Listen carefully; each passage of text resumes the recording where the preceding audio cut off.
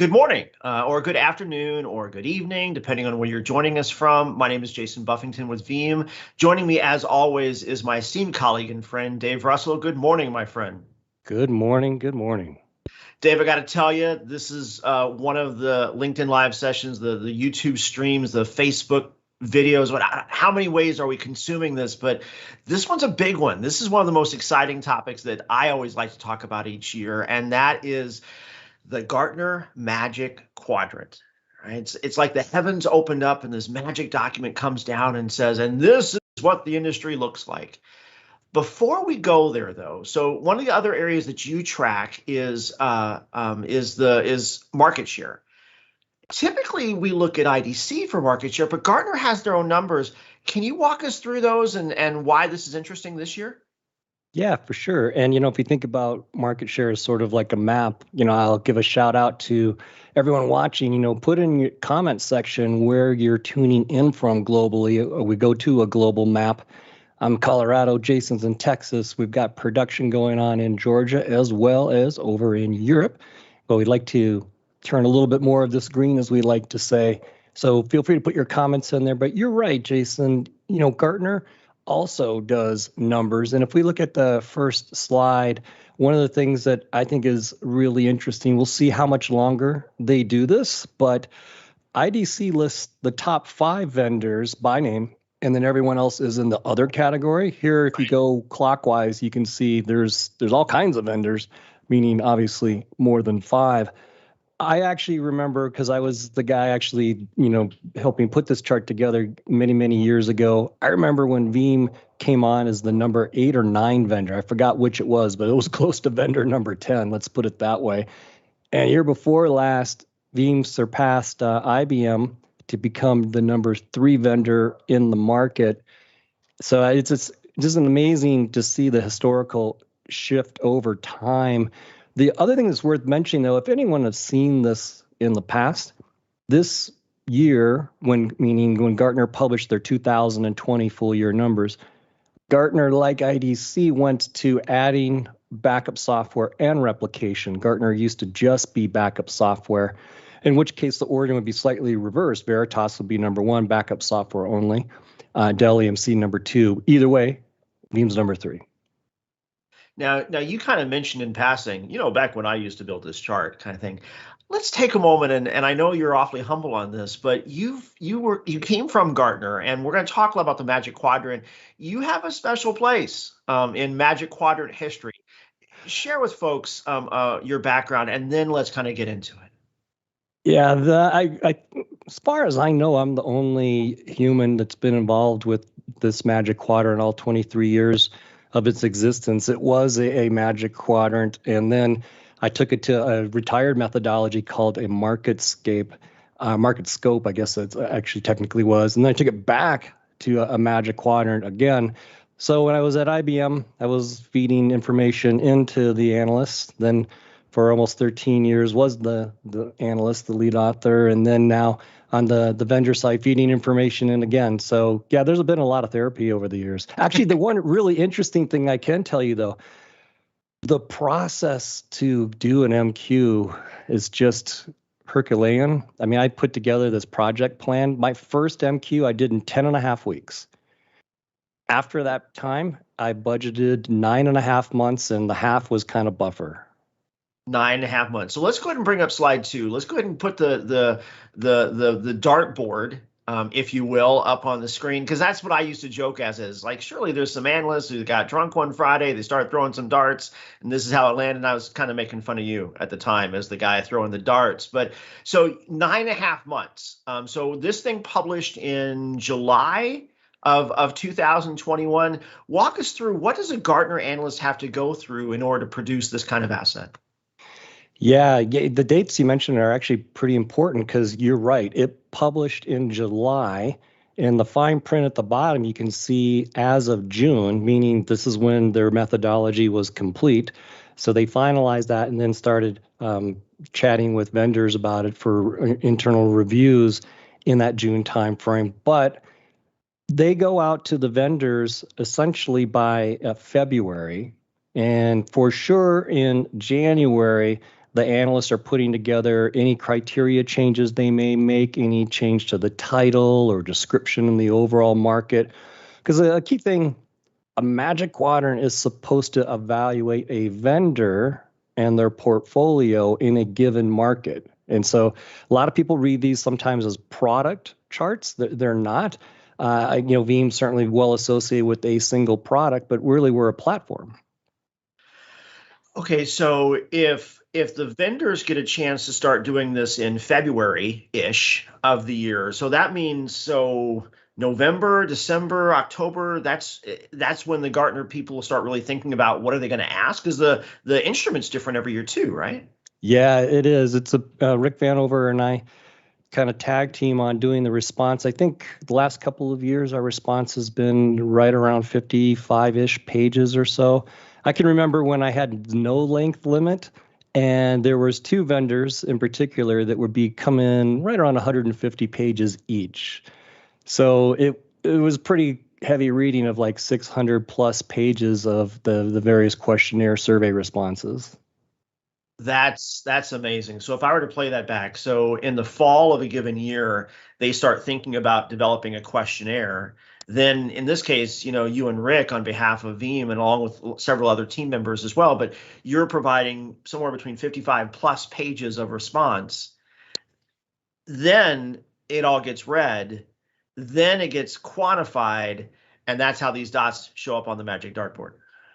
Yeah, that's exactly right. And what's interesting is you see changes year over year. I guess before I double click on that, I'm getting an update that we got an update on the map. Speaking of dots. Oh, cool. Yeah, let's take a look at the map and see where folks are. Okay, so let's start in LATAM down in the south, because I love the fact that whenever Brazil chimes in on the line, that's always cool. So thank you for that. Let's see, North America got several states starting to come in. Arizona, is that right? Yeah. Coming in the line as well. Very cool. Over in Europe, we got Spain on the map, Romania, where some of our friends are from. What is that in the southeast? That's one I'm not familiar with. Portugal, Greece. Thank you so much for that. And then Morocco and Uganda. Wow, that's very cool. Please keep the countries coming. And also, if you've used the Magic Quadrant in the past as part of how you're assessing your IT strategies, we'd love to hear that as well along the way. Okay, so Dave, you mentioned there's year over year change, right? So the instrument changes a little bit, the guides change a little bit. Let's kind of talk through what do we look like this year when you look at the 2020, and take off your Veeam hat for just a second. Talk to us from the Gartner perspective. What is the 21 chart show? Then put your Veeam hat on and respond to it, and then let's look at where we go from there. Yeah, I think what we see is there's some new vendors added. So we've got Druva and Zerto come into the Magic Quadrant for the first time. Micro Focus is back, meaning the former HPE assets, Data Protector most notably, went over to Micro Focus a few years ago. And then last year's Magic Quadrant Micro Focus wasn't in the MQ, now included again. And, you can see pretty tight clustering in leaders quadrant. One of the reasons I think it's always interesting to look at market share, believe it or not, the last 15 years that I've been following that market share, the top 4 and sometimes 5 vendors command 75% of all of the spend, 75 to 78% of all the spend. And that's still true, despite the vendors we see on here. That is amazing. Now, and I don't typically like to kick anybody while they're down, but it's not often that you see somebody leave the leader quadrant. And we did see that this year. That was kind of surprising. Yeah, so I kid you not, true story. That's how I got to Gartner. The last time IBM was moved out of leader to challenger, there was a face-to-face meeting on a Sunday prior to a Gartner event where I was part of the team that was making our case for Gartner once you reconsider. And at the end of it, they said, hey, if you know anyone that's looking for a job wanting to be an analyst, one of our co-authors has now moved into a management position at Gartner. So I actually thought about it for a couple of weeks and then called him up and said, yeah, actually, I'm kind of into that. But you're right. IBM did get pushed out of leaders quadrant this year over to challengers. And I got a fun fact for you. And it's a little embarrassing, meaning I think I was at Gartner for at least 4 or 5 years before I actually understood why it's called a magic quadrant. And Gideon Gartner, there really is someone with someone with the last name of Gartner. Gideon Gartner was the founder. And his view was it would be magical if a vendor could ever get into the leaders quadrant, but do so without having to traverse the other three quadrants. And he did a bunch of statistical research and said, generally, unless a vendor does something extra special, they're going to probably follow a backwards Z pattern, meaning they will land over in the niche player, and then they will maybe work on the product, move over to visionary, then they'll work on the business execution, marketing, support, but maybe take their eye off of product just a little bit. So as their execution goes up, but product recedes a bit, they get into challenger. And then if they can sort of get everything working, they would move over to leaders. And so the magic would be, can you get into leaders without having to traverse that? And all of the storage magic quadrants, meaning arrays back when there were virtual tape library, deduplication, physical devices, NAS, etc. The first storage vendor of any kind in any magic quadrant to actually achieve the magic actually was Veeam. Veeam first appeared in Visionary and then just went up and up and up to straight directly into leaders. That's actually really, really cool. I had not heard that before. Okay, so speaking of straight up and up, so let's look at that change rate. So if we go to the next slide, so normally you can't do the whole, you're not allowed to like draw the line and show the whole path kind of thing, but year over year, that's a good way to look at data. Again, what do you see when you put these two sets of data points year over year? What's your view on that? Yeah, well, it's interesting because I had thought the analyst might try to decompose this quadrant a little bit, meaning if you look in 2020, you're seeing vendors start to bunch together. Generally, you try to avoid kind of this 45-degree lower left, upper right kind of a straight line. You try to pull the vendors back apart a little bit. And they clearly did, meaning they added backup as a service kinds of vendors like a Druva, like a Zerto. Actifio comes off because they were acquired by Google. Micro Focus comes back. But I think what's interesting is kind of above the line, above the x-axis, meaning huge jump by ArcServe, the biggest jump that I've seen anyone in this quadrant over the couple decades ever make. Obviously, to you, what you mentioned, IBM pushes over, but then you start to see a little more separation. Dell starting to kind of move in a certain trajectory away from the clustering. Veeam remains, up the top of the execution now for the second year in a row. But you see more of a concentration, I'll call it, starting to develop with about a handful of vendors here.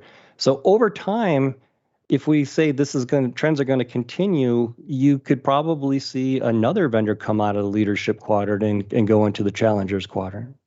Yeah, that would be kind of mind-blowing. I mean, if you look at what we've seen in market share, regardless of which report you look at, to see another one of those, I'm going to call them market donors, and I don't mean that as, well, I kind of mean that disrespectfully. Anyway, but and I thought the other thing that I thought was really interesting is you do kind of see that same curve, almost like a weather pattern. Like if you've ever watched a weather pattern move from left to right, you do see that same kind of blush on that right-hand edge. And if you're not on the front of the weather pattern, you're just in the trail. So I think that'll be interesting to look at over time. All right, so this is how the map has evolved over time. One thing I didn't realize until I started working with you, Dave, is these data points are not wholly static. Like just because what the Gartner analyst decided what should be weighted or not, that may not be what a given organization thinks, well, this is the most important thing for me. I didn't realize that you can actually interact with the Magic Quadrant. Talk to us. Yeah, in fact, this Magic Quadrant was the first one to ever publish with this interactive capability that you mentioned. And if we go to the next slide, if you're a Gartner seat holder, you can see these sliders over here, I'll call them. So in the ability to execute, meaning the y-axis, these are the criteria. You could see product or service, highly weighted by default. And so if you're over more to the right, that's the highest weighting. Now look at marketing execution, Jason, that's minimized. So this is on a scale of 1 to 10. And then now you can see the vision or completeness of vision, the x-axis, the different kinds of criteria there. So to your point, maybe you're in procurement. And so you're interested about sales execution and pricing as what one example, and sales strategy maybe, and you could zero out everything else.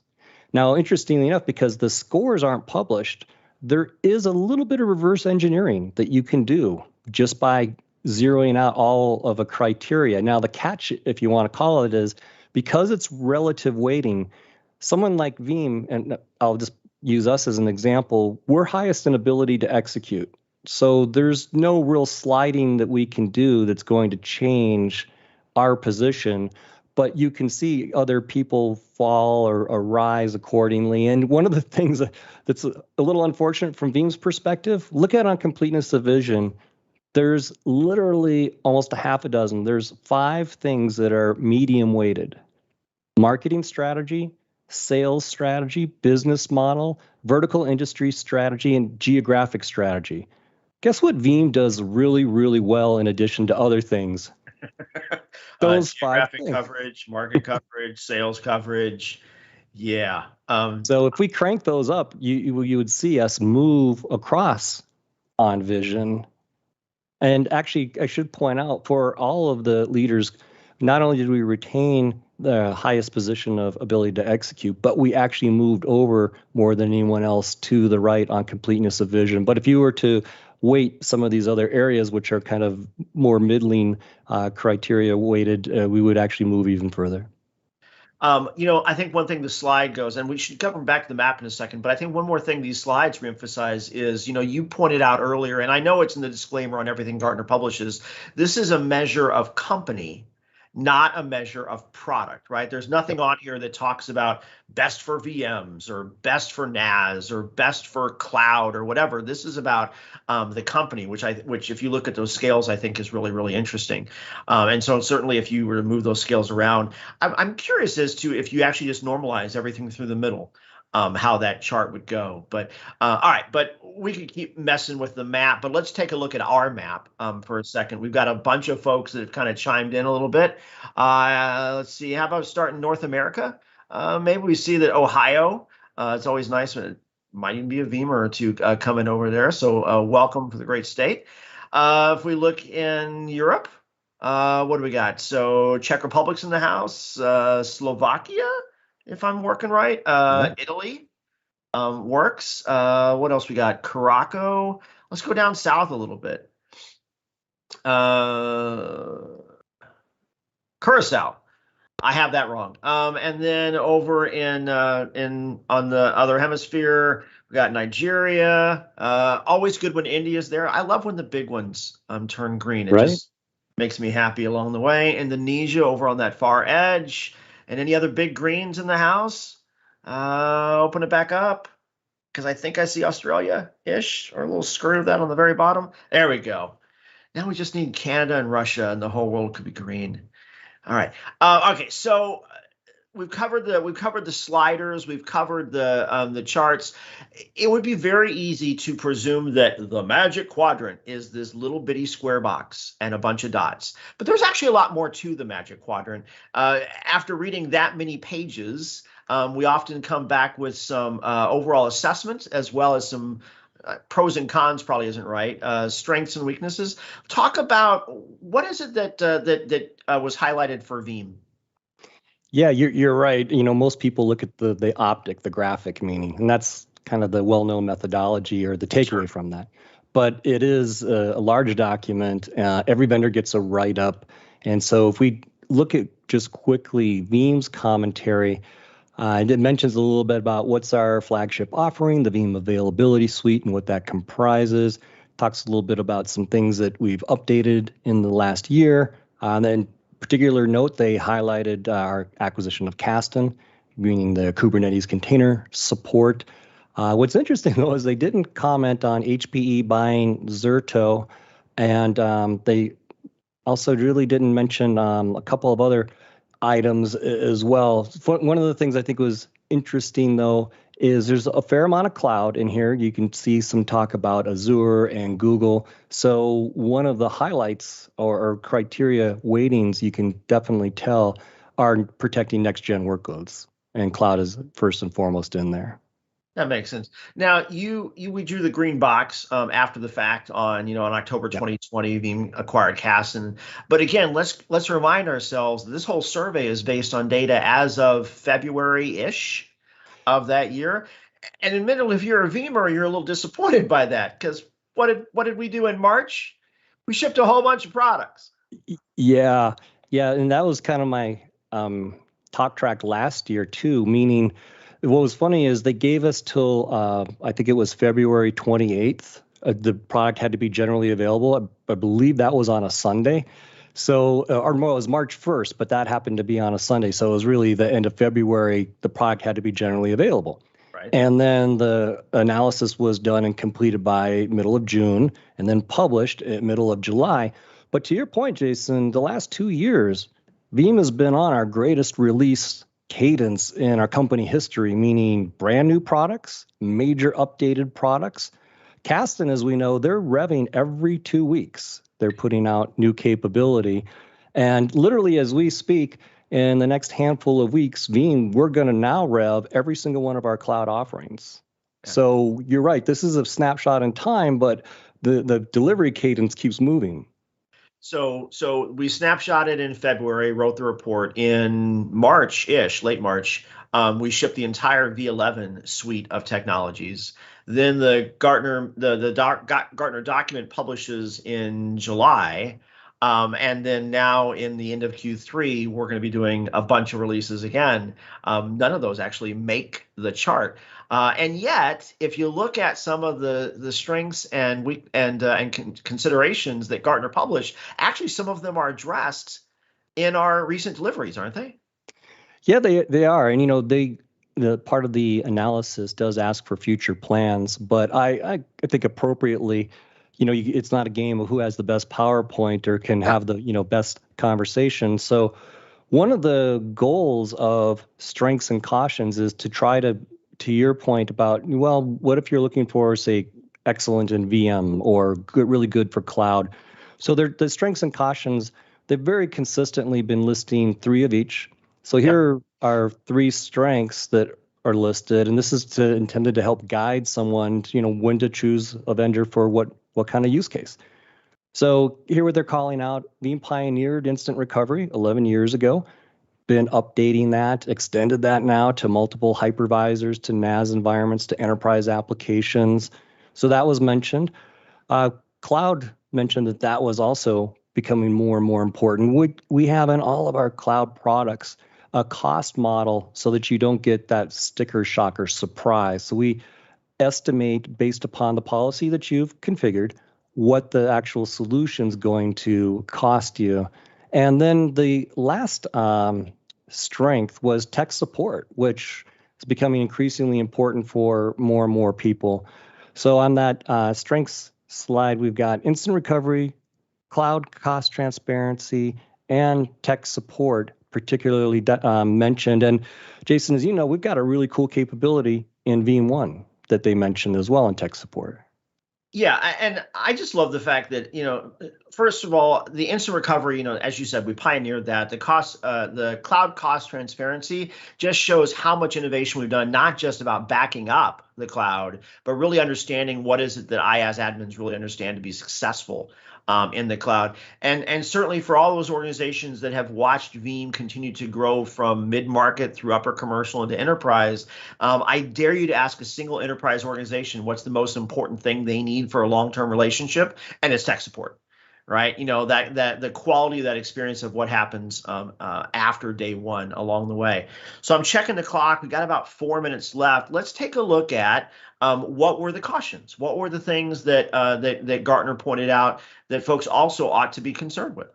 Yeah, and I think it's it's important to look at this sort of a balanced perspective. So for Veeam, they highlighted really second year in a row deployment complexity, and I've had follow-up conversations with the authoring analysts, and they point out we're not the only vendor because we're software defined, because we're not hard configured to an appliance, although we partner with people like Nutanix and certainly Sure. Cisco, Exagrid, others we can meet in the channel as well. But their point was, well, we've heard feedback that for some customers, especially at large scale, it can be complex. Now, you know, I believe that can be true, but also I think one of the hallmarks that we believe in is flexibility.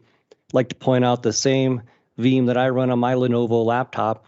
With one instance, we've got a major bank protecting over 19,000 machines, 8 petabytes of data with that same bit of code, meaning that one instance of Veeam backup and replication. So beauty's in the eye of the beholder there. Is that flexibility favorable, or would you prefer something that's more turnkey? So I think it's a fair call out.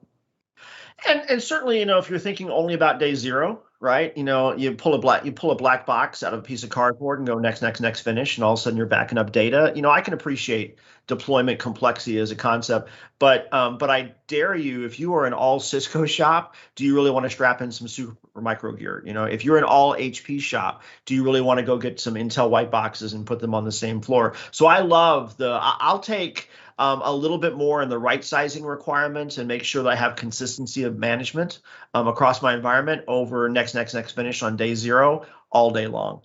I think data reduction is also a fair one for them, so you don't get to be the innovator in instant recovery, which was one of our strengths, if you put all your data through a meat grinder, right? When you turn steak into hamburger, turning that back from hamburger into steak takes a while. And so we would prefer the hardware to do the reduction and us work on the agility of restore. So I liked that one.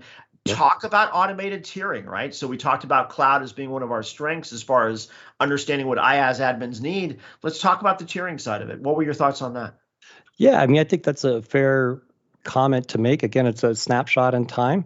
Literally, just a few weeks from now, this is going to be revved in our products and our cloud-based products. So as of when we were submitted the materials and as of when they published the MQ, this was indeed accurate, fair call out. It's a kind of a softball for us because by the time a lot of people read this, we'll actually have that capability already delivered in market. But the one thing I don't want to name names, but we do have the link to be able to download this complete document. And I always encourage everyone, just get educated. Go read this. Check out some of the other vendor cautions. There's actually one of the leading products in the leadership quadrant for 2 years in a row. One of the cautions is concerns of code quality. And for some, that might be a red flag. If that's important to you, stability is important to you, you may want to check that out. There's a second vendor that's in the leadership quadrant where concerns about code are referenced for the first time. So there are things like that where just scanning the text in addition to looking at the graphic can be really interesting. So, and I think that's especially interesting, recognizing that when we published our own data protection trends research, largest unbiased IT pro study, the number one reason why people said they were going to change their backup solution was reliability. And so if the number one reason is reliability and you've got vendors who are being cited out for instability of code or as a caution, I think that's interesting. Yeah, you should all go check out the report. In fact, Robert actually chimed in during the cost and said, yes, we always review the Gartner Magic Quadrant when we look at applications along the way. And then Mickey actually asked some questions too around fast cloning and some feature level stuff. So we'll make sure to answer that and any other questions that come in from the chat. We'll answer those offline along the way. Should we give a nod to the map and then head out? Let's see. So I'm going to look in Europe first. We got Germany and France and the UK. Always nice to see the big three over there on the map as well. So thank you for joining us. If we take a look over in the new countries or in the new world, Mexico, my friends to the south have chimed in. So buenos dias. And then further, speaking of South Africa, one of my easily most favorite places to go visit. Always can count on them joining the live stream before it's over. All right, so Dave, final words on what we're covering later this week as well as an MQ. Yeah. So in closing, definitely encourage everyone, go check out the link, download a copy of this report, make some decisions for yourself, just get educated. And when we think about what's coming up later this week, we'll have part 2 of actually a 4-part series on ransomware, 2 out of 4. So we've got Melissa Palmer and our colleague Aaron Murphy. Cyber attacks are disasters. Are they part of your BCDR, business continuity, disaster recovery plan? And I love some of the sayings you've got around DR, right? Migration is a disaster you plan for. Ransomware is a disaster that you should plan for, is their point. Absolutely. Yeah, looking forward to that series. Melissa Palmer is fantastic on anything DR related. So make sure to tune in for Friday. So on behalf of Dave, behalf of Veeam, thanks for watching.